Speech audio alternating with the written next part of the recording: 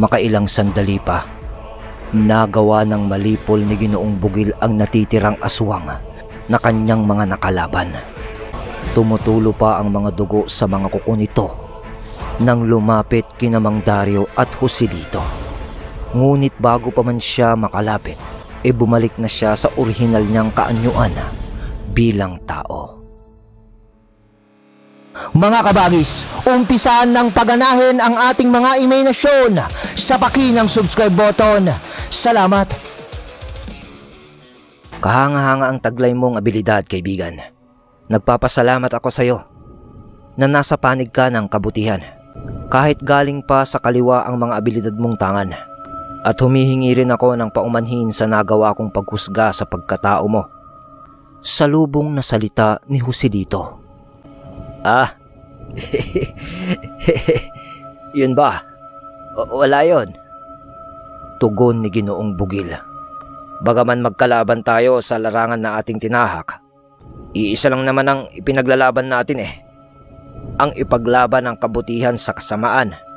Dagdag pa na wika ni Ginoong Bugil.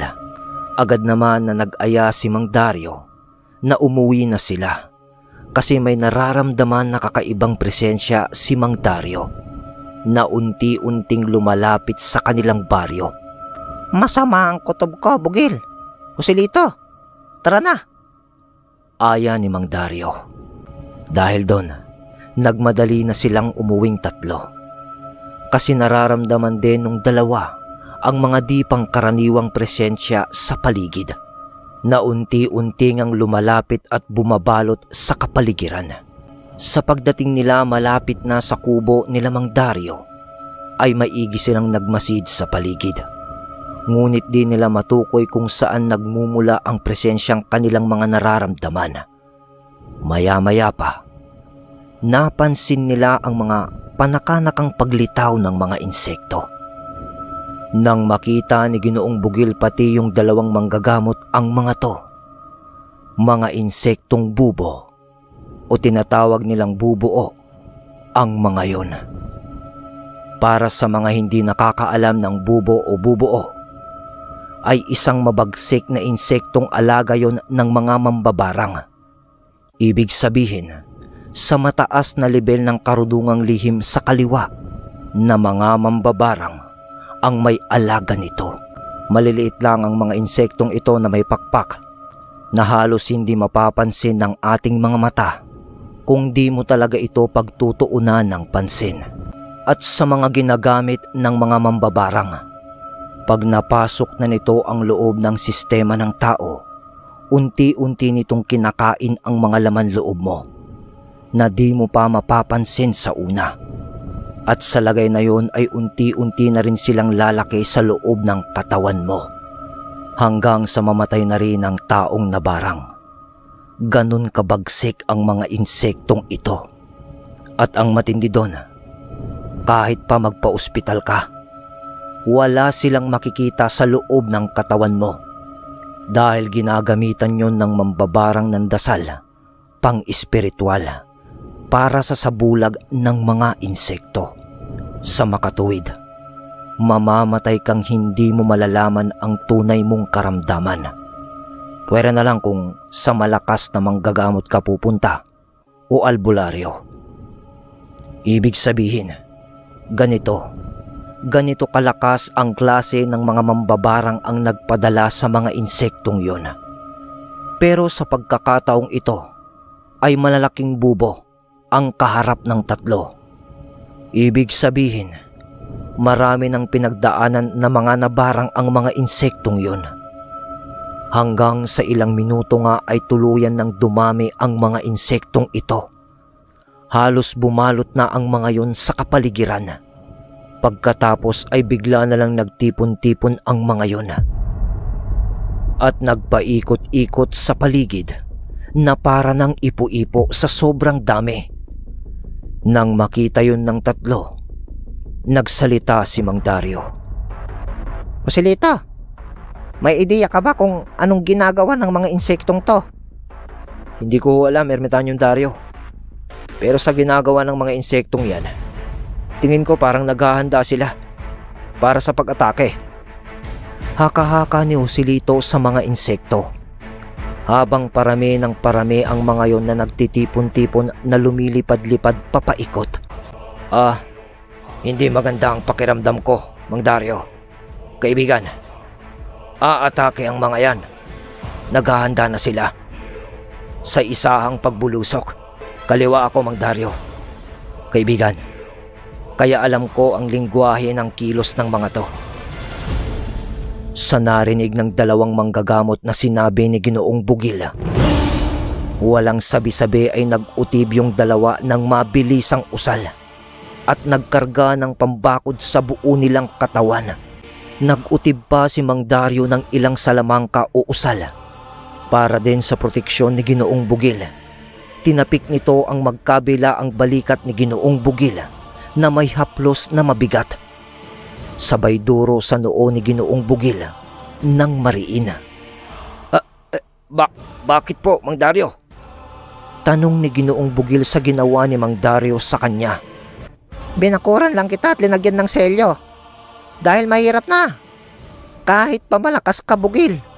Insektong mga kalaban natin ayon sa'yo. Di ba? Ni kahit 3 pirasong insekto lang ang makapasok sa katawan mo o katawan namin ni Joselito, siguradong tapos na tayo. Mahihirapan na tayong tanggalin ang mga yan dahil sa bagsik ng mga insektong yan. Hindi naman tayo pwedeng makipagkumbati ng pisikalan sa mga yan dahil sa maliliit yan. Makakatiris ka nga ng ilan. Pero ang tanong, mauubos ba natin ang mga yan sa pailan-ilan na pisat lang? Sinubukan ko na rin silang batuhin ng tigalpo. Pero wala. Malakas ang nakabalot na usal sa mga insekto. Sandali pa ang lumipas. Yung mga napakaraming insekto na lumilipad-lipad ay minsanan nang umatake sa 3.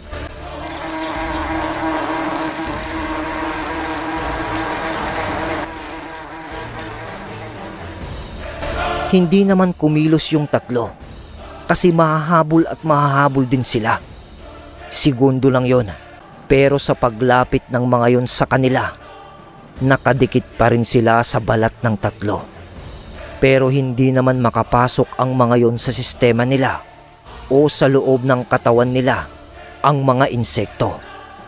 Dahil nakabakod na nga sila ng pangontra. Panay ang pagpag at bugaw nila at pagpisat sa maliliit na insekto. At sa ginagawa nila, may mga natitiris at napapatay din sila. Pero alis at balik lang ang tugon ng mga insektong to. At hindi tumitigil ang mga yun na para bang inaantay ng mga to na may ibaba nila ang kanilang bakod sa katawan. Tutunguhin na ng 3 ang kubo noon habang humahabol pa rin ang mga insektong bubuo. Sa isip kasi ni Mang Dario, dun na sila gagawa ng bakod na usal sa mismong kubo upang di na makapasok yung mga insekto. Kaso nakasabit pa rin ang maraming insekto sa katawan nila, kaya nahihirapan silang gawin yun. Pero bago pa man nila marating ang trinchera ng bakuran ni Mang Dario, ay lumabas si Emil. Napaika-ika pa ito kung gumalaw. Dahil nga sa di pa magaling ang pinsala niya, naramdaman niya ang kumusyon ng 3 sa labas. Nung nasa labas na siya ng pintuan, tinawag niya ang kanyang gabay.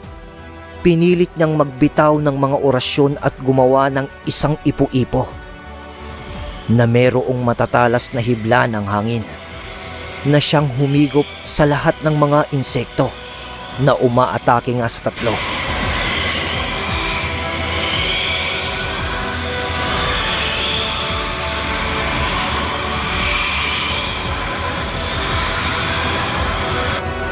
Sandaling nagpaikot-ikot ang mga insektong ito sa ipo-ipo na ginawa ni Emil. At segundo lang ang lumipas nang unti-unti nang tumatalsik at naglalaglagan ang mga yun sa lupa. Alam nyo yung gamo-gamo na napaso sa lampara? Ganon yung pagkalaglag. Namamatay ang mga yun na parang hinihiwa ng matatalas na hibla ng hangin. dahilan upang halos maubos na ang insektong yon. Ngunit marami pa rin ang nabuhay sa mga insektong ito dahil sa malalakas na orasyon na bumabalot sa bawat insektong yon. At hindi naman talaga pangkaraniwan ang mga bubo o bubuo ang mga yon. Nagsipulasan na ang mga natitirang insekto. Matapos yon ay siyang paglaho rin ng ipo-ipo at medyo nanghina si Emil. Mang Dario, ang mga mambabarang may gawa ng mga ito, di lang itong kaya nilang gawin. Dahil lahi din sila ng mga tiktik, Mang Dario. Kaya napakahirap nilang kalabanin. Wika ni Emil. Oo nga, iho. Napansin kong bubuo na insekto ang mga gamit nila. Mataas na aral ng mambabarang ang may hawak noon. Sige na, pumasok ka muna sa loob at magpahinga ka muna. Salamat sa tulong mo, iho. Pero di pa magaling ang mga sugat mo. Kami na munang bahala dito. Tugon ni Mang Dario.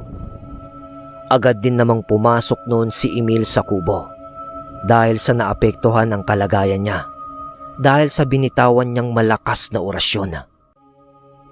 Habang nagmamasid si Mang Dario sa paligid kasama ni Ginoong Bugil at Joselito, napansin nila ang unti-unting pagkawala ng presensyang masama sa paligid na nararamdaman mula sa mga nilalang.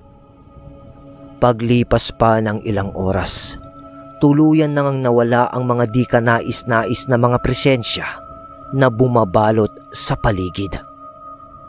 Mukhang pinakiramdaman at pinakitaan lang tayo ng kanilang kakayahan, Mang Dario. Wika ni Joselito. Ay, oo nga, iho eh. Mukhang inaalam lang nila ang kapasidad natin at ang mga tangan nating mga gamit. Tugon ni Mang Dario.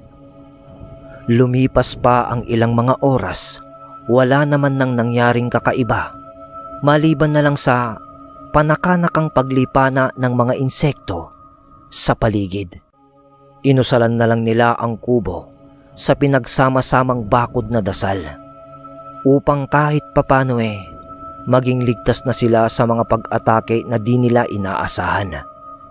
Napagpasya na nila nung magpahinga sa kadahilanang nakakaramdam na noon ng pagod ang bawat isa sa kanila. Sa pagsapit ng araw ng paglipas ng gabing yun, ay medyo maayos naman silang lahat na gumising ng araw na yon. Kasalukuyan na noong nagpapainit ng tubig si Jacob para makapagkape silang lahat. Habang sila naman ay nagmumuni-muni pa, nagwika si Joselito ng, Mang Dario, mas mabuti pa siguro na tayo nang sumugod sa kanilang kinaroroonan kaysa naman maunahan nila tayo, Mang Dario. Suhestyon ni Joselito. Ganito kasi ang estilo ni Joselito sa pakikipaglaban. Ayaw nito ng nag-aabang. Gusto niya, siya yung umaatake o sumusugod. Oo, iho. Naisip ko na ang bagay na yan. Subalit, kung tayo ang aatake sa kanila mahihirapan tayo. Dahil sa hindi natin kabisado ang lugar nila. Sige, sabihin na nating maaaring makapaslang tayo sa grupo nila. Ngunit sigurado akong masusukol nila tayo sa huli. Hindi basta-basta ang kaalaman ni Baal, iho. Wika naman ni Mang Dario. Mas mabuti pa na tayo ang mag-abang kaysa tayo ang maaabangan ng mga kalaban. Dagdag pa nito. Magkaiba kasi ang estilo nitong dalawa. Di naman na umimik pa si Joselito noon matapos nitong marinig ang mga sinabi ni Mang Dario. Dahil sa may punto nga naman ang matanda. Pero muli itong nagtanong tungkol sa mga tao sa baryo. Mang Dario, may mga tao pa po ba dito sa gitna ng baryo? Tanong ni Joselito. Ayon sa mga nalaman ko, iho, na meron pang taong nagpaiwan dito sa baryo. Nag-aalala din ako para sa mga buhay nila, iho. Tugon ni Mang Dario. Habang nag-uusap naman silang dalawa, nagmungkahi si Ginoong Bugil na tunguhin nila ang baryo na kung saan meron pang namamalagi na mga tao upang masigurado nila ang kaligtasan ng mga ito. At doon sila nagbantay sa lugar.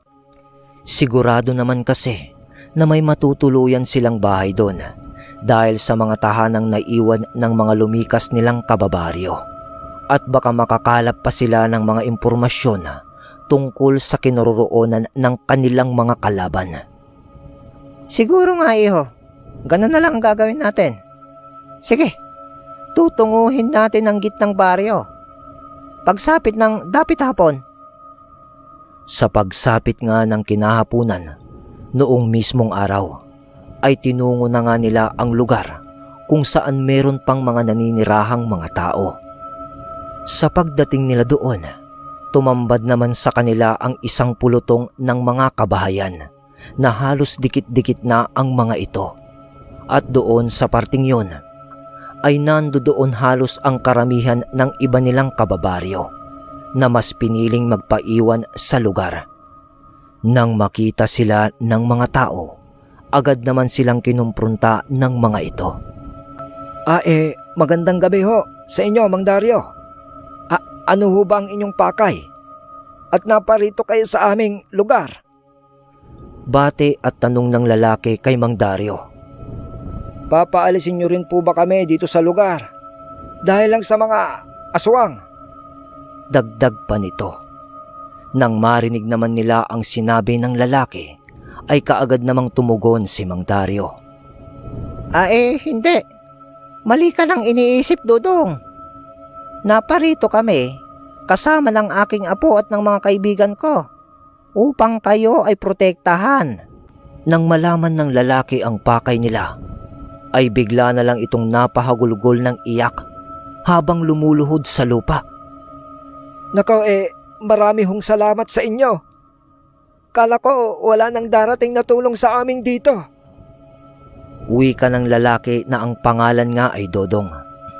Matapos ang tagpong yon, agad naman silang inaya ni Mang Dodong upang pumasok sa isang kubo na walang taong nakatira.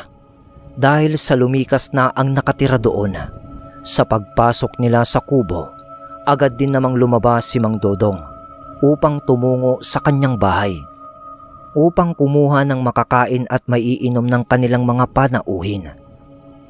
Sa pagbalik noon ni Mang Dodong, ay may daladala itong isang pitsil ng tubig at mga nilagang saging at mais. Pagpasensyahan nyo na po kung yan lang ang naiabot ko sa inyong pagkain. Dala sa wala kaming ibang napagkunan ng pagkain dahil sa napeste lahat ng aking mga pananim. Wika ni Mang Dodong. Walang problema sa amin yun, Dodong. Ang malaga magpasalamat tayo sa ating Diyos Ama dahil sa meron pa tayong nakakain sa araw-araw at di niya tayo pinapabayaan. Halika, saluhan mo kami. Mas masarap kumain pagka maraming kasalo Tugon ni Mang Dario. Nang matapos na silang kumain, naisip nilang tanungin si Mang Dodong na kung may alam ba ito sa mga pinagpupugaran ng mga aswang doon sa baryo. Ngunit sa kasamaang palad, ay maski si Mang Dodong ay wala ring ideya kung saan ba ang kuta ng mga aswang sa kanilang baryo. Matapos ng kanilang mga pag-uusap, ay kaagad na din namang umuwi si Mang Dodong sa kanilang bahay. Ilang hakbang lang naman yon mula doon. Habang sina Mang Dario, Joselito at dalawang kambal ay nagtulong-tulong upang magawan ng isang malawak na sabulag ang buong baryo. Nagtanim sila noon ng pundasyon para sa sabulag na kanilang gagawin. Makalipas ng ilang linggo nilang pamamalagi doon sa baryo, ay wala namang kakaibang nangyari. Ngunit sa loob ng ilang linggo na yon, ay nagtanim sila ng mga bitag sa paligid ng baryo upang kahit papaano magawa nilang malaman kung sakaling merong mang nilalang na gumambala o gagala sa paligid Habang masaya sila nung nagkwekwentuhan, kasama ng iilan nilang kapitbahay doon sa baryo, ay bigla silang nabulabog ng isang malakas na atungal.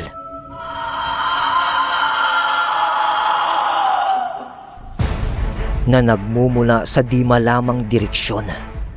Kaya naghudyat na si Mang Dario upang papasukin ang mga taong kasama nila sa kani-kanilang mga bahay. Jacob Apo, doon ka muna sa bahay ni na Mang Dodong manatili. At huwag muna kayong lalabas hanggat di kami nakakabalik, ha? Lalabas kami ng baryo upang alamin kung ano na ang nangyayari sa paligid. Kasabay ng mga winika ni Mang Dario ay ang agaran namang pagsunod dito ni Jacob na manatili muna sa bahay ni Mang Dodong.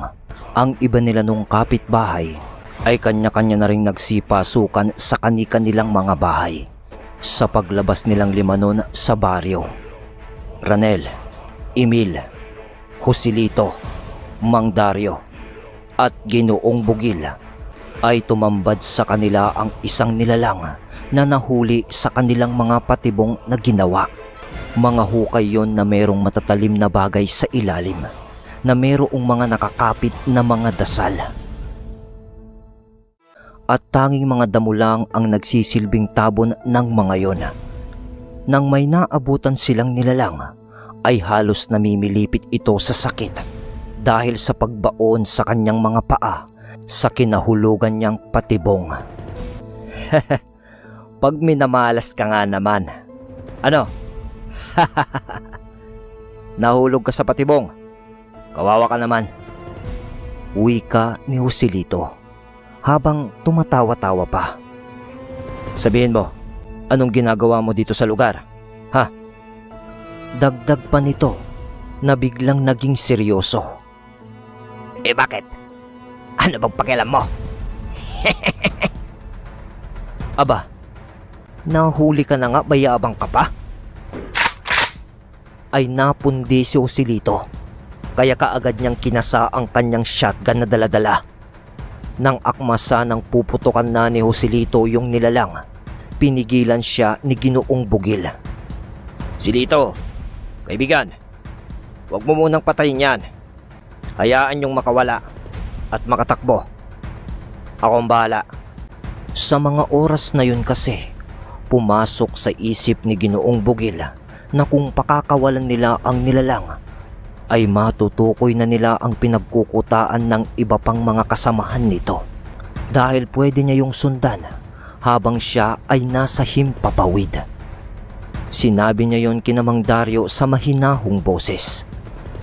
Nang malaman ni Mang Dario ang plano ni Ginoong Bugil, ay sumang-ayon naman ang mga ito.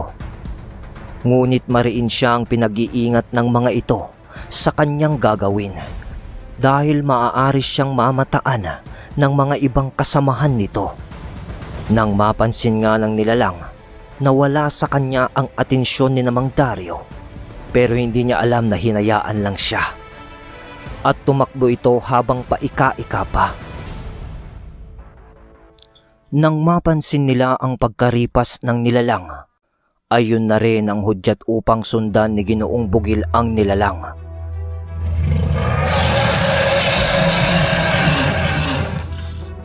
Kasabay noon ay nagpalit na siya ng kaanyuan, yung mismong malademonyong kaanyuan nito, upang sundan ang nilalang.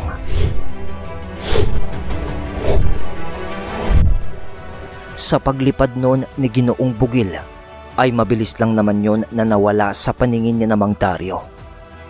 Maigi kayong magmasid sa paligid habang hinihintay natin si Bugil.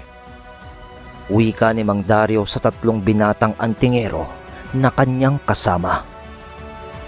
Samantala, sa pagsunod ni Ginoong Bugil sa nilalang, ay maigi din siyang nagmamasid sa paligid.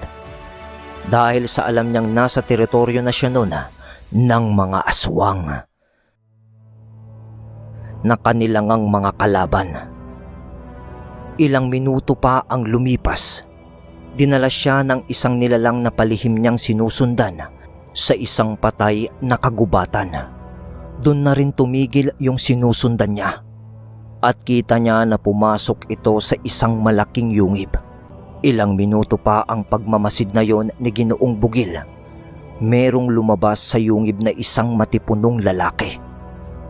At ramdam ni Ginoong Bugil ang di pangkaraniwan nitong presyensya at otoridad sa lugar. Kahit nasa medyo malayo pa ito, ramdam niya ang dalawang presyensya na tangan ng binatilyo na yon. Kaya kaagad na din siyang umalis doon sa lugar dahil sa baka mapansin siya ng mga ito. Habang tinatahak niya ang himpapawid pabalik sa baryo, naramdaman niyang parang may sumusunod na sa kanya.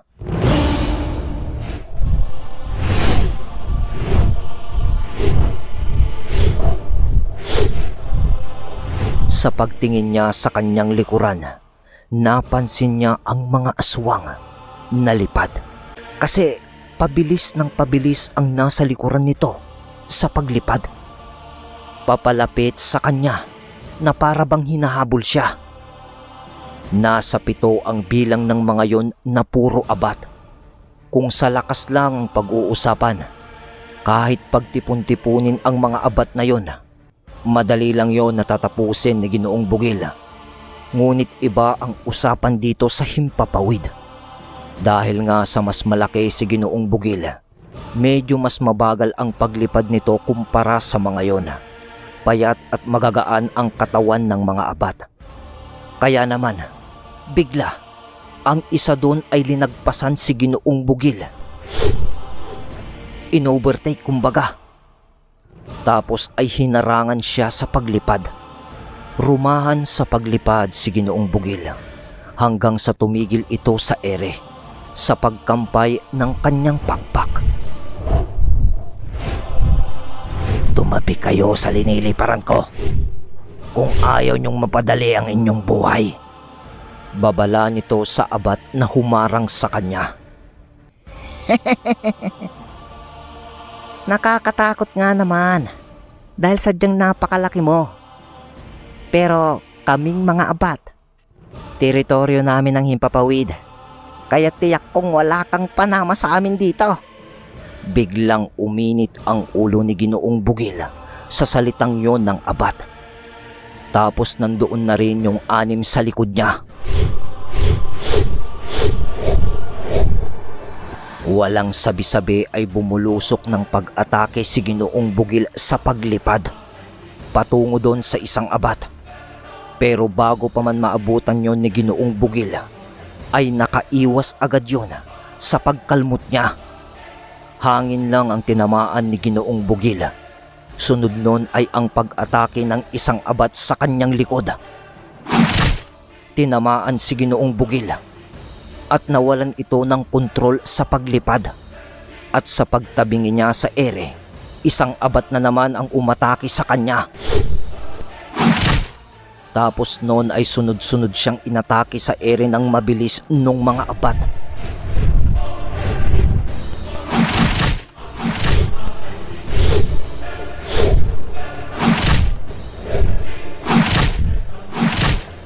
Maraming natamong sugat si Ginoong Bugil sa kanyang braso dahil sa pagsalag nito sa pag-atake ng mga yon. Hanggang sa natigil na sa pagpagaspas si Ginoong Bugil at nalaglag ito sa gubat. Hindi naman nakontento itong mga abat. Lumipad pa sila ng mababa para tignan kung napinsala na nila ng tuluyan si Ginoong Bugil. Pero nang sipatin nila ang lugar kung saan nalaglag si Ginoong Bugil, wala siya doon. Nasaan yan? Sigurado kong ininda niya ang pag-atake natin. At pagkalaglag niya, salita ng isang abat. Ngunit bigla na lang lumipad si Ginoong Bugil papataas mula sa mayabong na gubat. Sabay dagit ng dakma dun sa isang abat. Pagkahawak niya dun ay agad niya rin itong binalik sa baba sa gubat. Tapos ay nanahimik na naman ang paligid. Tignan nyo ngayon. Buhay pa pala siya. Kaya yung 3 pa sa kanila, bumaba na sa gubat, sa kung saan huling nakita nila na ibinaba ni Ginoong Bugil ang isa nilang kasama. At nang makita nila ang kanilang kasama, parang papel na pinagpunit-punit ang pakpak nito at napakalaki ng butas sa dibdib nito na parabang hinugot yung puso nun. Natakot ang tatlo na abat sa nakita nila, kaya lilipad na sana ang mga yon. Nang may biglang humawak sa paa nung isa, bago pa ito makalayo sa lupa, si Ginoong Bugil iyon. San kayo pupunta?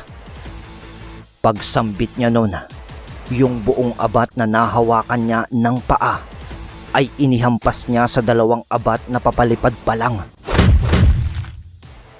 Ginawa niyang pamalo yung isang abat sa mga kasamahan nito.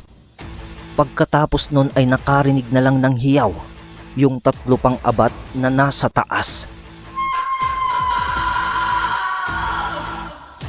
Nakaramdam na ng takot ang mga yun dahil apat sa kanilang mga kasamahan hindi na lumitaw mula sa gubat. Kaya, Demonyo ata yun. Hindi natin siya kaya. pero nang papaalis na itong tatlong natitirang abat, lumipad na si Ginoong Bugil ng biglaan at hindi yun agad napansin ng dalawang magkatabi na nasa ere na mga abat. At dahil doon, yung isa ay nahawakan ni Ginoong Bugil sa pakpak at yung isa ay sa paa na naman. Sa takot naman nung isa ay lumipad na ito papalayo at pinabayaan na ang kanyang mga kasama. Habang nakapanatili sa paglipad si Ginoong Bugil sa ere, hawak-hawak niya yung dalawang abat na nagpupumiglas at walang magawa ang mga to sa pagkakahawak niya. Nagmukhang maliliit na paniki ang mga yon dahil sa puwersa ni Ginoong Bugil. Parang awa mo na. Pakawalan mo kami. Kalahi ka rin namin, di ba? Kalahi ka rin namin, di ba, Ginoo? Wala akong kalahing mga pipit na kagaya nyo. Hindi ba sabi nyo kanina na teritoryo nyo ang Himpapawid? Sige, magsama kayo dito sa Himpapawid.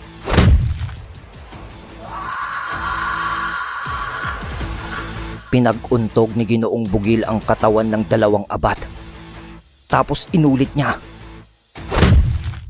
At doon ay pinagsunod-sunod niyang pinagtama ang katawan ng mga yon.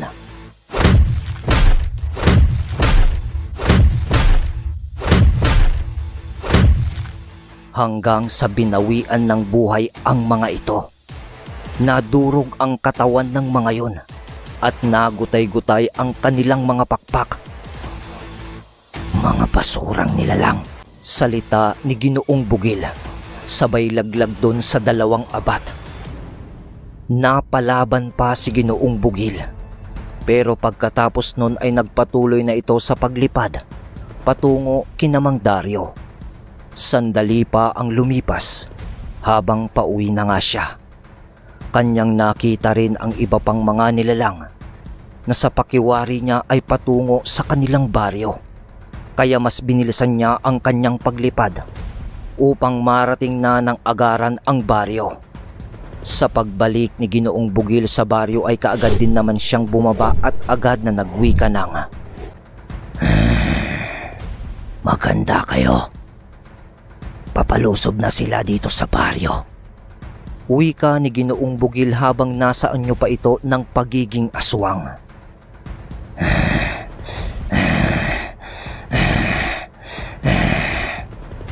At mukhang medyo pagod pa ito sa paglipad, sa pag-aapura nito.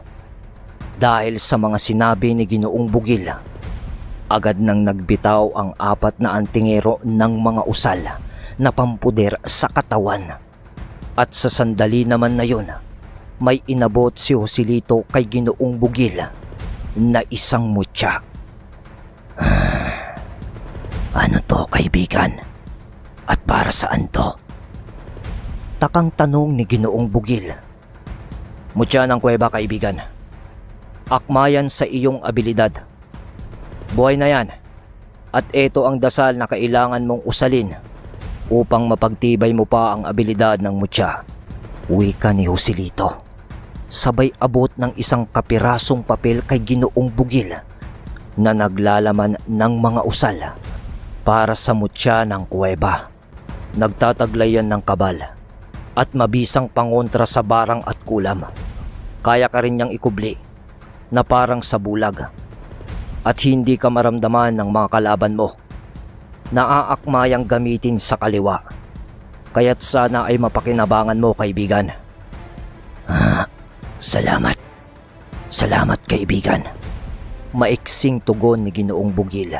Sa pagkakakuha doon ni Ginoong Bugil, ay kaagad naman niyang inusal ang mga dasal na nakasulat sa papel.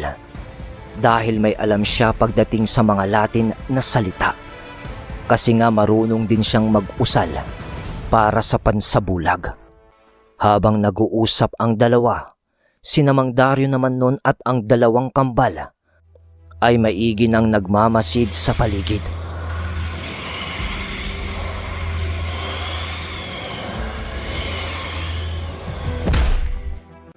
Kusa nang lumabas ang mga gabay ng mga ito dahil sa nararamdaman din nila ang paparating na panganib. Si Animoy kay Emil, Kiro kay Ranel, at ang tatlong maharlikang dalakit nun kay Mang Dario. Nang mausal naman ni Ginoong Bugil ang mga dasal na nasa papel na inabot sa kanya ni Joselito, ay tila ba nawala ang pagod niyang nararamdaman at napalitan yon ng kakaibang lakas. Si Joselito naman ay mas tinaasan pa ang bakod sa kanyang katawan, sabay usal niya ng isang orasyon na pagtawag sa isang maharlikang diwata na naging kasanggarin niya sa mahabang panahon. Sa paglabas ng kanyang kasanggang diwata ay napalingon si Mang Dario, pati ang dalawang kambal. Maging si Ginoong Bugil nun ay dinagawang tagalan ang pananatili sa tabi ni Joselito dahil sa napakabanal na aurang bumabalot sa katawan ng diwata. At meron itong hawak na mga nagliliwanag na mga kampilan. Sa pagkakita dito ni Mang Dario at ng kambal ay napaluhod ang mga ito, pati ang mga kasama nilang mga gabay, pati si Joselito. Sabay wika ng, Isang karangalan ang makita kayo. Mahal na Apo Lakay. Di ko inaasahan na sa ganitong pagkakataon tayong muling magkikita. Wika ni Mang Dario kay Apo Lakay. Sa mga di nakakaalam kay Apo Lakay, siya ang Diyos ng digmaan, kaalaman at ng araw. Sa pagwika naman noon ni Mang Dario, ay tumugon naman agad ang diwatang si Apo Lakay. Tama na muna ang papuri, mga kaibigan. Sa ngayon, maghanda tayo para sa papalapit na digmaan. Kaibigang Dario, bakit di mo patawagin ang aking kapatid na isa ring diwata? Ang Diyos ng kalikasan na si Dumakulim. Wika ni Apo Lakay. Nang marinig naman yon ni Mang Dario, kaagad niya din naman yung sinunod at nagbitaw na rin siya ng mga inkantasyon upang tawagin ang isang gabay na si Dumakulim, na pinuno ng mga maharlikang dalakit noon ni Mang Dario. Ang dalawang kambal naman ng mga oras na yun, kasama ng kanilang mga gabay, ay nanatili lang naman na nakaluhod, pagpapakita ng respeto ng mga maharlikang diwata na kanilang nasisilayan. Sa paglitaw ng pinunong gabay ni Mang Dario, ay mas lalo pang naapektuhan si Ginoong Bugil, kaya't mas pinili niya na dumistansya na muna sa mga ito sa pamamagitan ng paglipad. At ayon pa sa paglalarawan ni Ginoong Bugil na ang gabay ni Mang Dario ay merong maberding mga kulay ng balat at may hawak itong isang napakalaking palakol. Napakakisig ng pangangatawan nito at maging si Apo Lakay ay gayon din. At sa kanyang paglipad noon, Nasipat niya ang napakaraming aswang na lipad ang patungo sa kanilang baryo. Mukhang nagsumbong yung isang abat na nakatakbo kanina at tumambad din sa kanya ang isang napakalaking bilog na buwan. Kaya napagtanto niya na ikatlong bilog na ng buwan ng mga oras na yon. At sa kalupaan naman, nasipat niya din ang mga grupo ng mga aswang na patuloy lang sa pag-usad papalapit sa kanilang baryo. Kaya't kaagad niya ring sinenyasan ang 4 na kasama niyang mga antingero. Kaya't sa oras ding yon ay nag-usal na ng mga palipad hangin ang mga antingero upang kahit papano ay makabawas sila ng kalaban habang papalapit ang mga yon sa kanilang baryo. At sa oras ding yon, mas pinili nila na ikubli muna ang kanilang mga gabay sa pamamagitan ng mga pag-uusal ng mga pansabulag, upang sa ganon ay di agad itumagaw ang masipat ng kanilang mga kalaban. Umaalinsangan na ang hangin na punong-puno ng salot. Si Ginoong Bugil naman ng mga oras na yon ay nakahapon lang sa isang dulo ng isang mataas na puno upang abangan kung ano ang maaaring mangyari. Ilang sandali pa, unti-unti nang lumitaw sa kanilang harapan ang grupo ng mga aswang na may daladalang mga di kaaya-ayang mga amoy. Napakarami ng mga yon. Ngunit nagpalingalinga si Mang Dario at tila ba may hinahanap ito. Mga kasama, di nila kasama si Baal na kanilang pinuno. Mag-iingat kayo, sapagkat maaaring kahit anong oras ay lumitaw na si Baal. At pag nangyari yon, ako mismo ang haharap sa kanya. Wika ni Mang Dario. Ilang sandali pa, lumitaw na sa kanilang mga paningin ang napakalaking grupo ng mga aswang na pinangungunahan ng mga gabunan. At sa likod ng mga yon ay ang mga alipores ng mga ito na mga awok na nasa anyong baboy at aso. Sa kinaroroonan naman ni Ginoong Bugil ay napapaligiran na rin siya ng mga aswang na lipad. At tumatawa pa ang iba sa mga ito na tila ba hindi siya banta sa mga yon.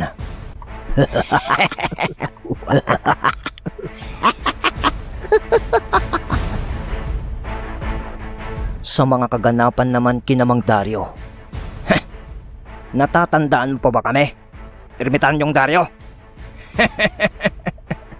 Wika ng isang gabunan. Oo naman, di ko ata malilimutan ang mukha na yan. Nakamuntikan ng pumatay sa aking kaibigang si Bugil. Bakit? Ikaw ba? Nalimutan mo na ba kung sino ka? Tugon naman ni Mang Dario. Sa mga sinabi naman ni Mang Dario ay di na muli pang umimik ang gabunan na yon. Yun yung mga muntik ng kumithil ng buhay ni Ginoong Bugil. Si Joselito naman ng mga oras na to ay inihahanda na ang kanyang mga sandata, ang kanyang balaraw na punong-puno ng mga buhay na salita, at ang shotgun na nababalot ng mga dasal na pamparusa sa kaliwa. Ang dalawang kambal naman nun ay nakaantabay lang sa mga mangyayari na kargado na rin ng mga dasal pang depensa at pang opensa. Walang sabi-sabi, sumugod ang isang aswang sa kinaroroonan nila. Napakabilis ng pagtakbo nito, pero sinalubong siya ng isang malakas na suntok na nagmula kay Ranel. At sa mga oras na to, inilantad na nila ang kani-kanilang mga gabay upang umpisahan na ang digmaan.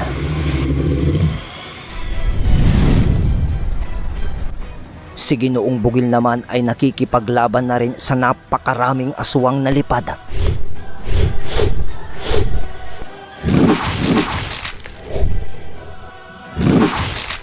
Wala siyang mahingan ng tulong ng mga oras na yon, sa kadahilan ng abala din sa pakikipaglaban ang kanyang mga kasama. Kaya buong lakas niyang hinarap ang mga aswang na lipad sa mga nagaganap naman sa ibaba. putok ng shotgun. Kalmot ng mga kuko na wala namang tinatamaan. Pagkabakli ng mga sanga ng puno ng kahoy. Pagsigaw ng mga nilalang na tinatamaan ng mga sandata ng mga kasanggang engkanto nila Joselito. At diwata nila Mang Dario. Yun ang umaalingaw-ngaw sa paligid. Sina Jacob at Mang Dodong naman at ang iba pa nilang mga kasama ay nagdarasal lang ng taimtim sa loob ng kanilang bahay upang sa kahit papano ay may maitulong sila kina Mang Dario. Sa mga kaganapan naman sa Himpapawid, napagkumpulan si Ginoong Bugil ng mga aswang na lipad at marami na siyang mga sugat na natamo dahil sa bilang ng kanyang mga kalaban at pag-atake ng mga ito. Marami na din siyang nagapi sa mga yun, ngunit hindi yun naging sapat upang mapigilan niya ang mga nilalang sa ginagawa nilang mga pag-atake. Buong lakas namang yung nilalabanan ni Ginoong Bugil upang maipagtanggol ang sarili niyang buhay. Napakarami na niyang pinsala na natamo ng mga oras na yun. Nang di niya maatim ang mga nangyayari sa kanya, wala na siyang napagpilian noon kundi bumaba sa lupa upang kahit papano ay magkaroon siya ng pagkakataon upang makapagpahinga at makapag-isip sa mga hakbang na kanyang gagawin. Dahan-dahan din naman na humilom ang mga sugat niya noon dahil sa tangan niyang mutya ng pagiging aswang. Sa mga nagaganap naman sa kinaroroonan ni Mang Dario, halos mapalibutan na sila noon ng mga aswang, ngunit hindi naman nagpatinag ang 4 na antingero. Dahil sa napaka-epektibo ng ginagawa ng kombinasyon ng kambal.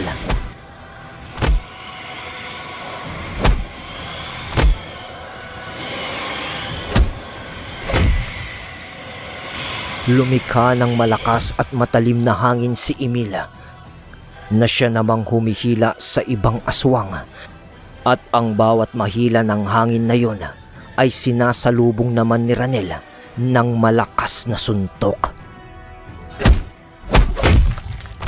Dahilan upang ikasawi ng bawat nilalang na kanyang matamaan, si Joselito naman ng sandaling yun ay naghubad na ng pang-itaas niyang kasuotan upang sa ganun ay mas makakilos siya ng maayos. Tumambad naman sa mga nilalang ang mga markang salita sa katawan ni Joselito na nagsisilbing kabal at depensa nito sa katawan gamit ang kanyang balaraw na punong-puno ng buhay na salita. Talim nun ang haharapin ng mga aswang pag nakalapit at ang kanyang shotgun naman sa konting distansya.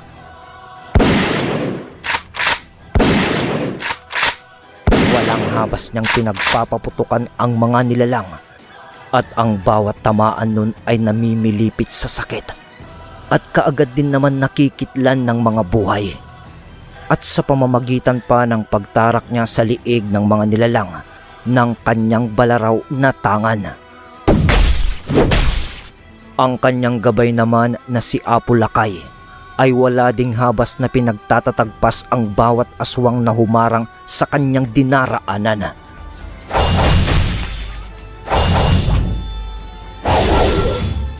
Nakaagad din namang nagliliyab ang katawan ng mga nilalang na abutin ng nagliliwanag sa baga na kampilan ni Apo Lakay. Si Mang Dario naman, kasama ang kanyang kasanggang dalakit nun at ang diwatang si Dumakulim, wala ding tigil sa pakikipaglaban. At yung dalawang dalakit nun ay panayang pagbibitaw ng mga palaso na kanilang ginagamit sa digmaan.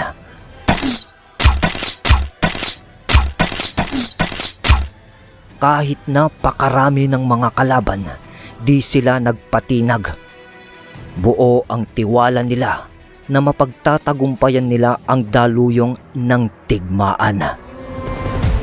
Samantala, nakaisip na ng hakbang si Ginoong Bugil sa kung papaano niya matatalo ang mga aswang na lipad na kanyang mga kalaban.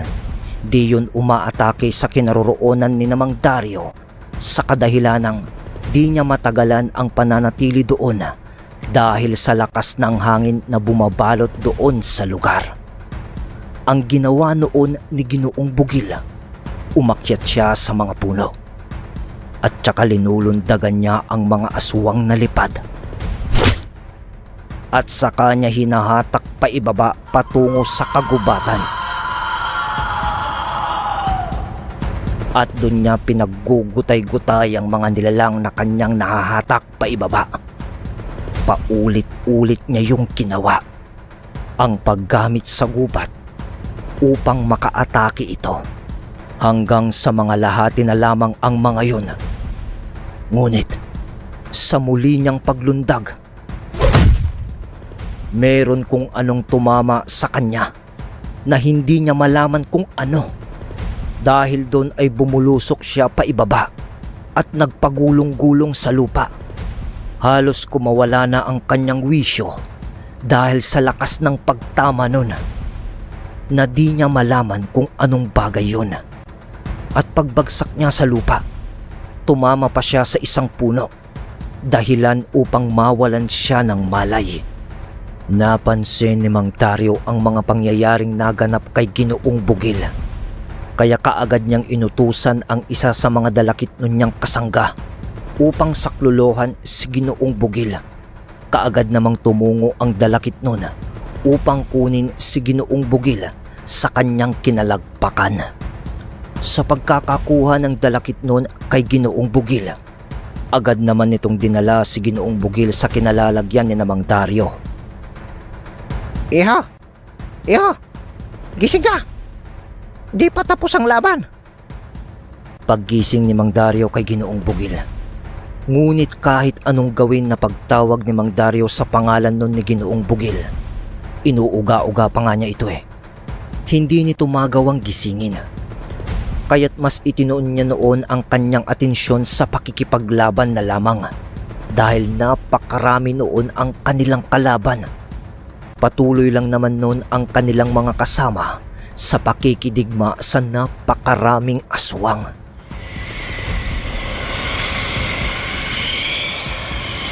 Patuloy lang noon ang pagdaluyong ng malakas na hangin na nagmumula sa gabay ni Emil na si Animoy. At halos yumanig naman ang buong paligid sa mga ginagawang malalakas na pagsuntok at pagtadyak ni Ranil sa kanyang ginagawang pag-atake sa kanilang mga kalaban.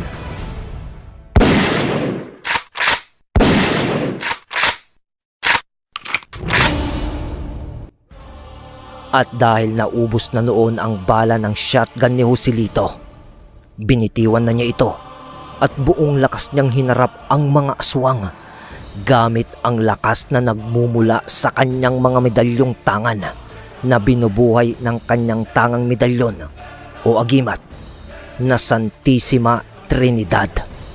At ang pangunahin niya noong sandata ay ang kanyang balaraw na punong-puno ng ukit na buhay na salita na kanyang itinatarak sa bawat nilalang na kanyang nakakaharap.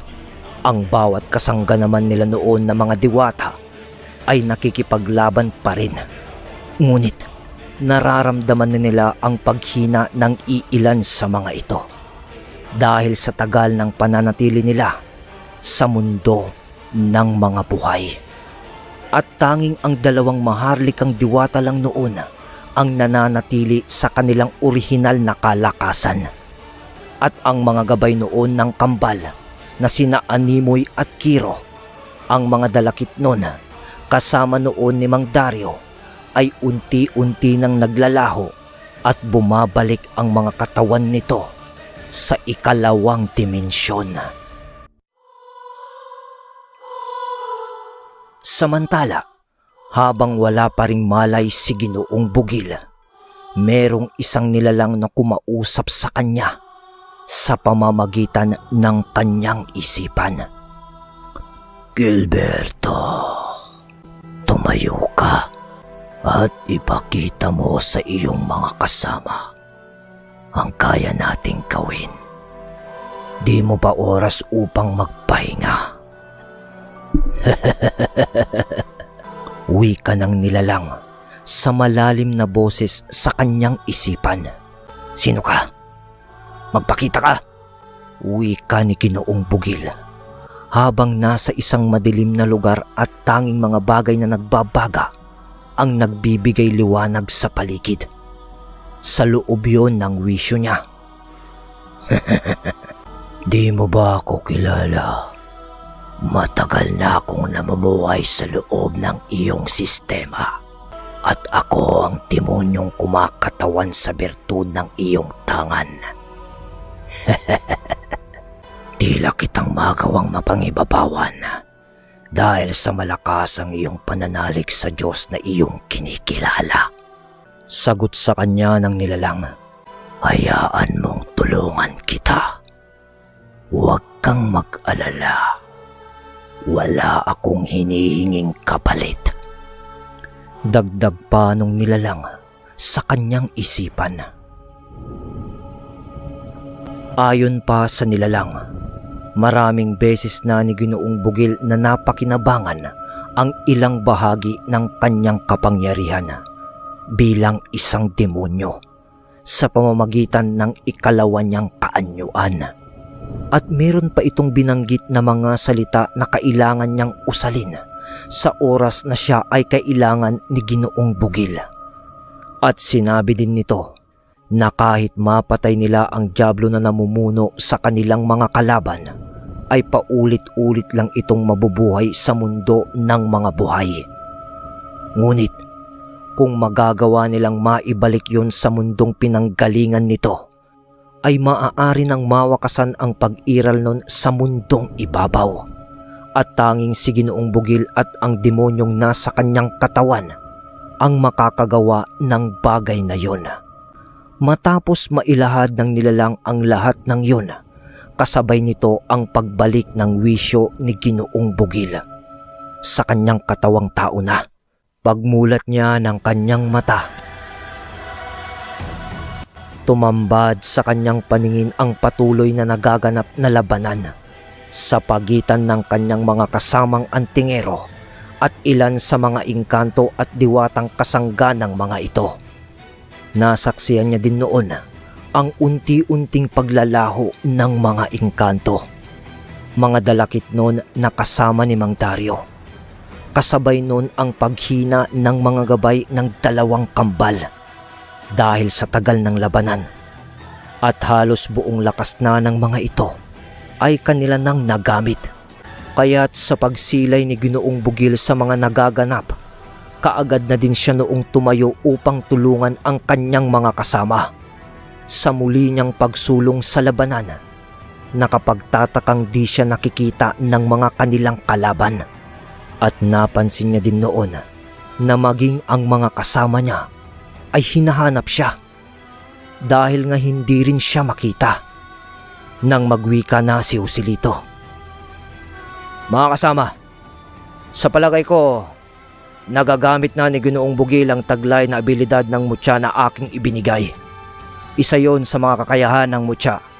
Ang ikubli ang nagtatangan nito, paliwanag ni Joselito. Sa pagrinig nila sa mga sinabi ni Joselito, ay mas pinili nila noon na ipagpatuloy ang pakikipaglaban sa pagpapatuloy ng kanilang pakikidigma sa mga aswang. Halos mga lahati na lang noon ang kanilang mga kalaban dahil naman sa tagal ng kanilang paglalaban, nakakaramdam na sila noon ng panghihina. Ngunit patuloy pa rin sila upang ipaglaban ang kani-kanilang mga buhay at ng kanilang mga kasama. Samantala, si Ginoong Bugil noon ay parang usok na napakaitim na naglalaho sa dilim. Sa bawat mapapaslang ni Ginoong Bugil noon ay naglalaho siya sa dilim. Tapos lilitaw ulit siya sa harapan ng isang nilalang. At kanya ulit itong pinapaslang dahil naman sa meron pang mga aswang na lipad nun na natitira. Lumitaw si Ginoong Bugil noon malapit kay Emil at kaagad na nagwika ng, "Emil, kaya mo bang harapin ang mga aswang na lipad?" Tanong ni Ginoong Bugil. Oo naman kaibigan," sagot nito sa kanya. Doon ay pinaubaya na ni Ginoong Bugil ang mga aswang na lipad kay Emil.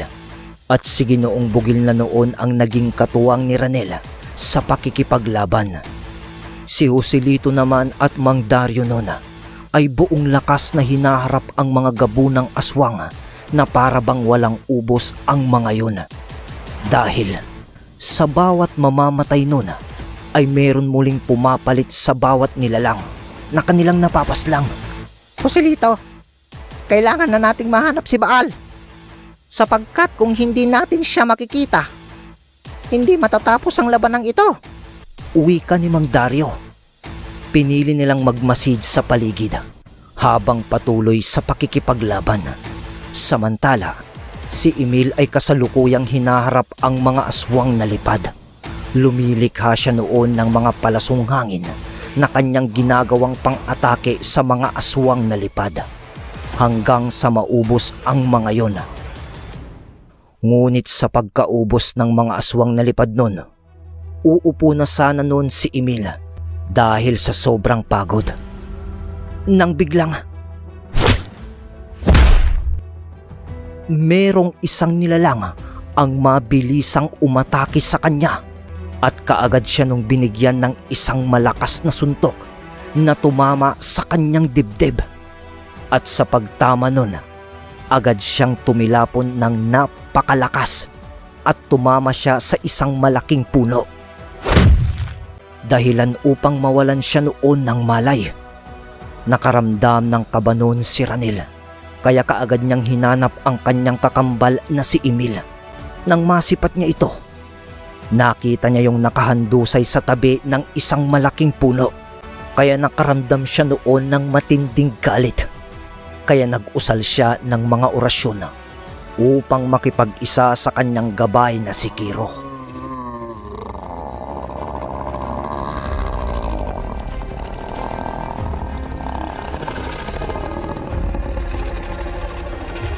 Sa pag-iisa ng dalawa, tumambad sa kanila ang isang napakalaking nilalang na may muka ng isang baka at merong itong matipunong pangangatawan na kaagad namang inararo ng suwag ang kanilang mga kalaban. Nakita yung lahat ni Mang Dario at Joselito, pati na rin si Ginoong Bugil. Kita nila yon habang sila ay nakikipaglaban din. Ngunit bigla na lang natigilan itong si Ranel at napaluhod sa lupa. Sa pagtumba nun ni Ranel, nakita nila ang isang punyal na itim ang nakatarak sa dibdib nito. At sa paglapat ng katawan ni Ranel sa lupa ay ang pagsilay nila sa isang nilalang na nakatalukbong at nagniningas ang mga mata. Sa pagkakakita nila dito ay nakangisi ito habang nakatitig sa kanila. At sa likod nito ay ang grupo ng isang parang kulto. Dahil sa may suot itong mga talukbong na pare-parehas ang kulay. Kulay itim yun. Kasabay noon ay ang paglipana ng mga insekto sa paligid. Dahil sa nangyari kay Emil at Ranel, ay nanggalaiti sa galit nun si Mang Dario, pati na rin si Joselito at Ginoong Bugil. Ginamit nun ni Ginoong Bugil ang abilidad ng mutya ng kuweba upang kunin ang katawan ng dalawang kambal na wala ng malay sa mga oras na yun. Ngunit habang ginagawa niya yun, ay kinausap siyang muli ng nilalang sa kanyang isipan. "Gilberto, wala ng buhay ang dalawang yan. Ngunit kung iyong nanaisin, kaya kong ibalik ang kanilang mga kaluluwa upang muling mabuhay. Wala naman akong hinihingi na kapalit. Ang tanging nais ko lamang ay tulong upang maibalik ang demonyong tumakas sa impyerno." Uwi ka ng nilalang sa isipan ni Ginoong Bugil.